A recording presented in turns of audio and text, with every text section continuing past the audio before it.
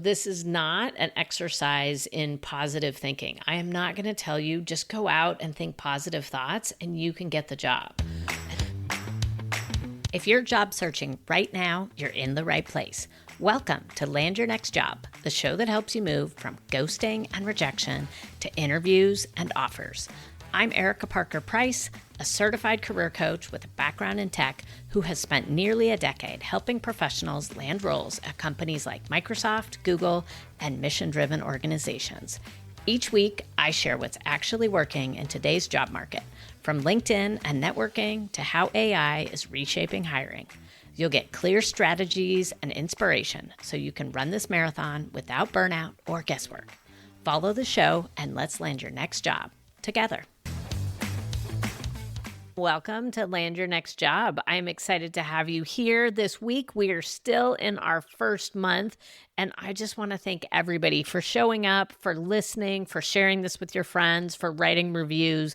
Each and every one of those things that you do has a huge impact on this being available and discoverable, quite frankly, for other people. I am super passionate about this space, about people who are looking to land their next job. I appreciate all the ways people are helping me to get the word out that this podcast is here. It is totally free. It will be here every week, and I'm just glad that we're all in this together. Okay, this week, I am going to be talking about the one thing you can control in your job search. First of all, I think you're probably pretty excited to know that there's actually one thing that you can control. If you've been searching for weeks, months, longer, you probably have already come to the conclusion that almost everything is outside of your control, right? How many people are in the job market? How many jobs are available? Which companies are giving you interviews? Who's responding to your emails? Even how AI is impacting your industry. All of that is beyond your control. So, what is that one thing that you can control? Sadly, it is not other people, it is not other companies, it's not even the algorithms.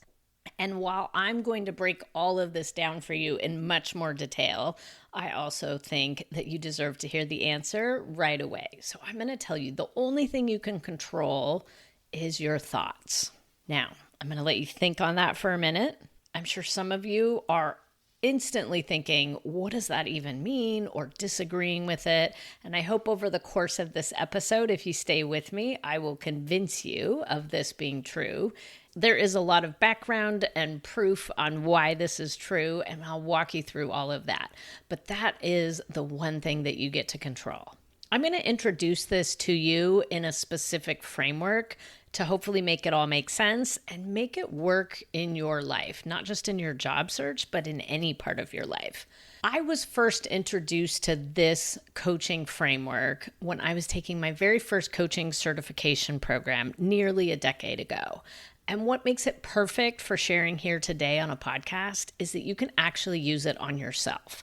So there's a lot of things that I do in coaching that really requires two people, a coach and a client, but this one in particular works really well on yourself. I have certainly used it myself. I have coached people through it, but I've also given it to people as a tool that you can take into your life. It is a coaching framework that consists of 5 components that all work together. I will tell you what those are. It's circumstances, thoughts, feelings, actions, and results. And the way you use this is when there's any situation that's going in your life, usually it's some sort of negative situation. The positive ones we don't tend to really want to even give all that much examination time to. So it can work on definitely the positive and the negative. But if there's something going on in your life, a challenge, a situation, a transition, it's the perfect place to apply this.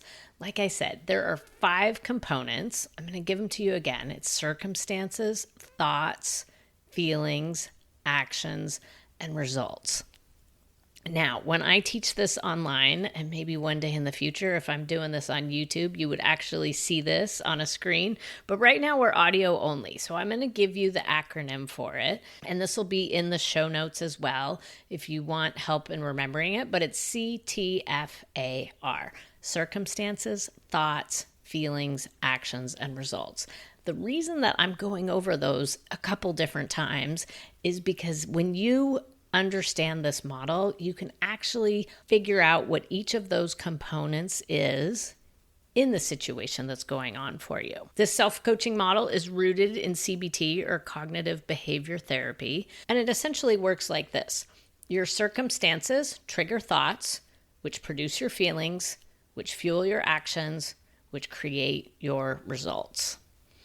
I already told you the key to this whole thing is that you only control one piece in that model. So the way that I actually do this myself is to write it out. You can write it out on a piece of paper. You can put it in your computer, on your phone, whatever works. But I make one line for each of them.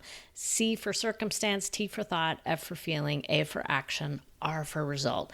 And then I break down the situation and I figure out what each of those are. I'm going to walk through each of them individually in a job-related scenario so you can kind of see how this works.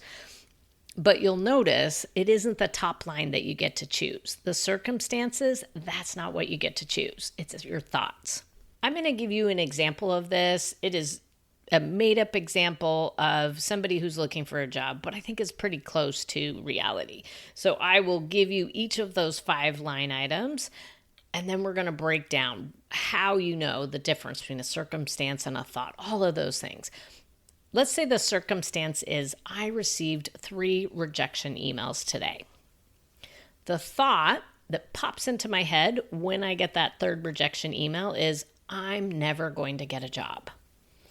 The feeling that I have is dejected. The action that I take, I decide to go binge several seasons of The Office. I don't apply for any jobs. I cancel the networking call I was supposed to have. I'm feeling dejected. I'm thinking I'm never going to get a job. That's what I do. The result, and here's where the magic of this whole model is the exact same as the thought. I'm never going to get a job. Now, you might be saying, is that really true just because you had that one thought? It's true in this model. We have all kinds of different models that are going on all the time. As humans, we have somewhere between 25,000 and 40,000 thoughts a day. So this is just one example. But if all of the different thoughts that you're having are negative thoughts, then they're going to be continuing to lead to those negative results. So let's dig in. Let's break down each of these 5 components, and then we'll go through some more examples as we go through. And the way that you choose to work with this can be all kinds of different things. You may walk away from this and think, wow, I have a lot more awareness about my thoughts. That's great. You may be really stuck on something and not be able to see your way to the other side of it. And maybe you'll decide that you really want to actually write this down and write down what's your circumstance, thought, feeling, action, and result, and figure that out specifically. So let's dive into the first one, which is circumstances. Circumstances are facts that could be proven in a court of law. There is no opinion on these. As an example, it is 58 degrees today. That is measurable, provable, and not debatable. It is something that you can see on a thermometer. And that's how circumstances work. They're always facts, everybody agrees on them, and they can be proven.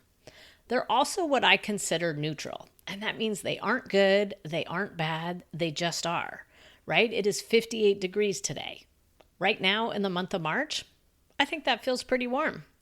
My mom, who is spending her winter in Arizona, she thinks it's freezing cold, right? Those are thoughts. The circumstance is it is 58 degrees. That's what it says on the thermometer. That's what it says on my weather app. Circumstances only become good or bad based on the thoughts that we have about them. So when you are working your way through this model, the circumstance is just what it is. It's something everybody would agree on. The next line is where it gets really interesting. Thoughts are sentences in your head. It is those words that are running through your head. So for example, I should have been invited for that interview. I'm qualified for that job. Those are your opinion. Many people could have different opinions about that exact same circumstance. Let's say that the circumstance is that we're talking about the 3 rejection emails. I'm qualified for that job. I should have been invited for that interview. Those are opinions. Those are thoughts that we're having. You can tell it's a thought because there's descriptive words in it. So example, if we say her resume is boring, That's a qualifier to a circumstance. So you're choosing to think a thought about it. A circumstance might be her resume is 8 pages long. That's something that everybody could agree on. If they're looking at it online or they're looking at it on paper, you can count it through and it's 8 pages. It isn't necessarily boring. One person may have that thought that it's boring.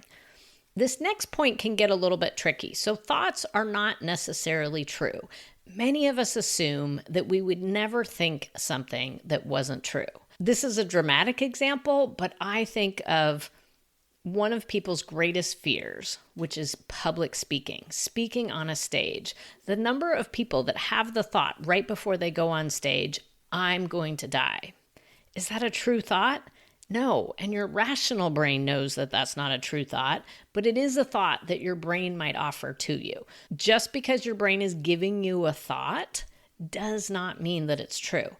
As humans, we are programmed 5-to-1 to think negative thoughts, and that's for all kinds of evolutionary reasons. That's what was keeping us safe all this time. But when the things that we're running away from are no longer the tiger and the bear, all of those survival thoughts, that is where we really get into trouble. Thoughts can be intentional. And what I mean by that is you can actually choose your thoughts.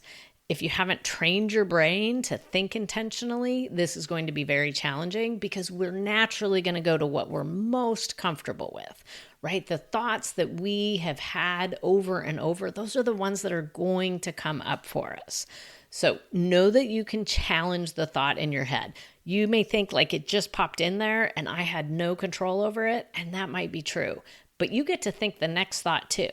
So when something happens, a circumstance happens, you get those 3 rejection emails, you may have that very quick first thought that comes into your head. And then you can choose another one. And then you can choose another one. So start paying attention to what those thoughts actually are, because they're what triggers the next part of this model, which is our feelings. Feelings are simply vibrations in our body. As humans, we have typically been taught to avoid, to resist, to react to any of the negative emotions. That is, again, how we're programmed from a survival perspective.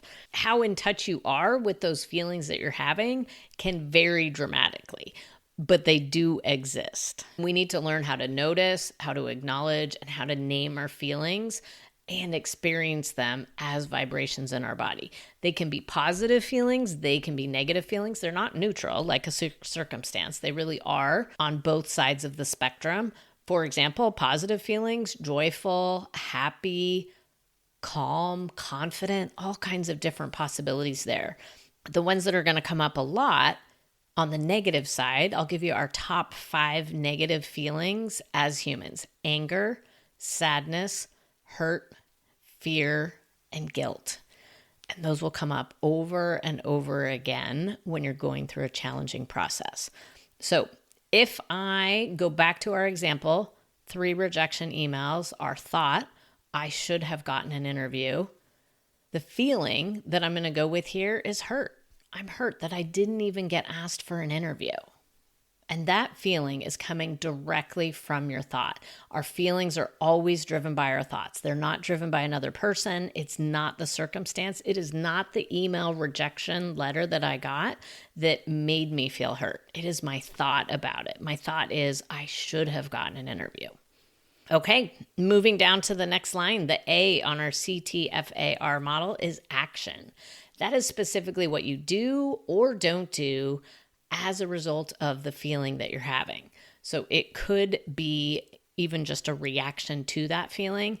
If I'm hurt that I didn't get asked for an interview, my actions, I'm not going to apply to any jobs today. I'm going to cancel the networking call that I'm supposed to be having.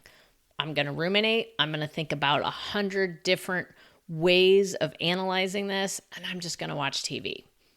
And it's important to pay attention to what these actions are, because that's what naturally feeds into the result that we have. Now, the result is what we're all going for, right? We all want a positive result here. Results are the consequences or outcomes of your actions, inactions, or reactions, specifically what you just did. The other key important piece here is that your results always tie back to your thought. So if your thought was, I'm never going to get a job, that is going to be the exact same thing that your result is. Now, why is it that you're never going to get a job? Because you had that thought, you were hurt, and then what you chose to do was not apply, not network. Go ahead and do a bunch of activities that aren't moving the needle at all on your job search. Now, is one single day of having this thought going to completely derail the process? No, absolutely not. Tomorrow's a new day. You can get a new thought. However, if you are stuck in a negative thinking mode, I want to show you that it's that thought that's driving the result. And that's why I really wanted to pay attention to the single piece of this that you control. Your feelings, your actions, those are all driven through your thoughts, and that's how it all gets to the result. But the one place that you can start, that you can actually change, is the thought. You get to choose the thought that's going to get you to the result that you want. So let's take a look at, I had 3 rejection emails in my inbox today. What else could I think? I'll give you a couple of examples. Okay, on to the next. Maybe I could think, I should have used that internal contact that I had. Another option, it's just a data point. I can just go check off in my spreadsheet that I didn't get that one. This is where you get to decide what is the thought that you want to have. Now, you can't choose a thought that doesn't feel authentic to you. So let's say this was your dream job. And now the thought that you choose is going to be, that's okay, I didn't want the job anyway. Your body knows, your brain knows that that is not true. It was your dream job. Of course you wanted that job. So the thought that you choose, it needs to be true and authentic. And a lot of career coaching focuses on changing your actions.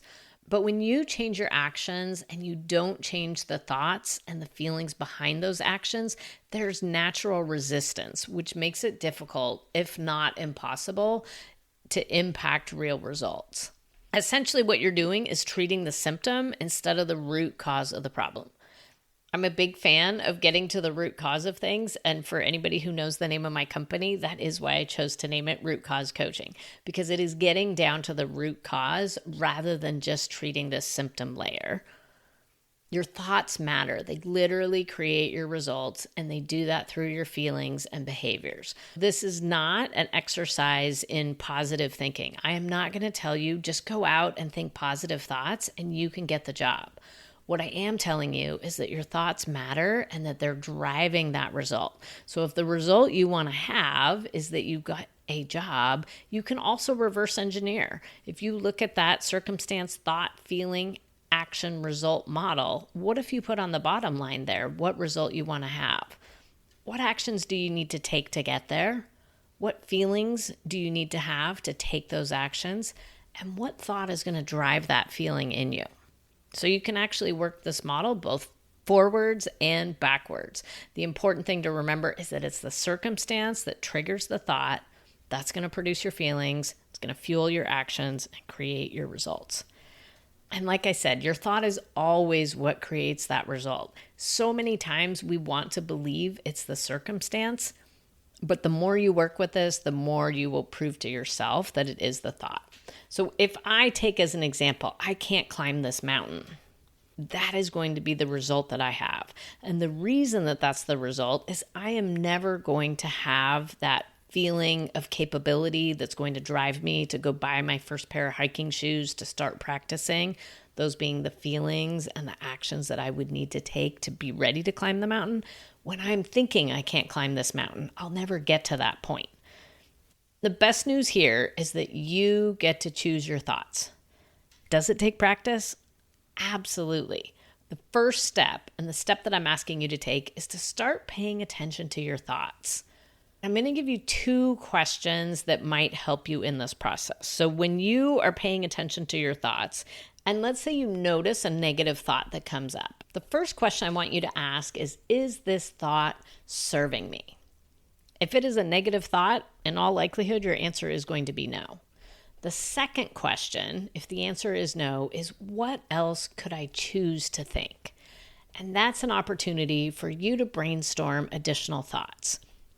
Now, I'm not saying this is a magical process. What I am saying is that when you choose a thought, you're creating the conditions for you to have the feelings to drive the actions that are going to make that result happen.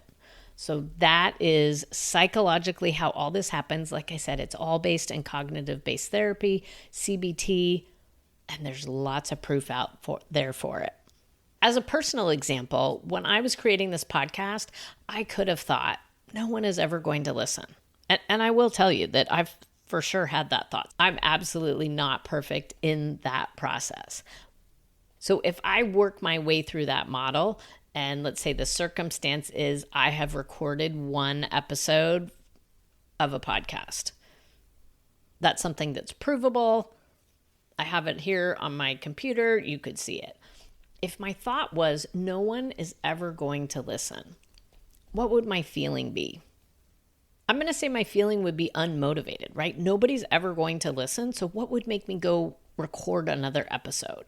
So I'm thinking no one's going to listen. I'm feeling unmotivated. And then the action I take, in this case, it's going to be inaction. I would have never recorded another podcast if the thought that was driving me was no one is ever going to listen. So the result, no one's ever going to listen because I literally didn't record it. I never launched it. I didn't put it out there. Instead, I chose to think this is my gift to the job seekers out there. Now, when I think this is my gift to the job seekers out there, of course, it's also how I support myself. So I have all kinds of other thoughts around this. Some of you will find all that you need here right in this podcast. Others of you will decide you want to work with me. Both are totally fine. When I think this is my gift, I feel grateful. I record the episodes, and the result is that I get to gift it to you. It's that simple. If you ever want to know more about working together, come find me at erikaparkerprice.com or on LinkedIn. In both cases, it's always Erika with a K. So I leave you with this model today. Go ahead, visit the show notes, go take a look at the CTFAR. Maybe by now you've memorized it: circumstance, thought, feeling, action, result. And think about where in your life do you want to choose a different thought. Work through the circumstance, the proven fact that led you to that thought. Think, how do I feel? What do I do when I feel that way? And then notice how the result that you're getting can be tied directly back to the thought that you have. Go ahead and work with it. Give it a try this week. And thanks for being here. That's a wrap for this week on Land Your Next Job. If this episode helped, please leave a quick review and subscribe wherever you listen. Share it with a friend in transition, and I'll see you next Monday. Let's land your next job together.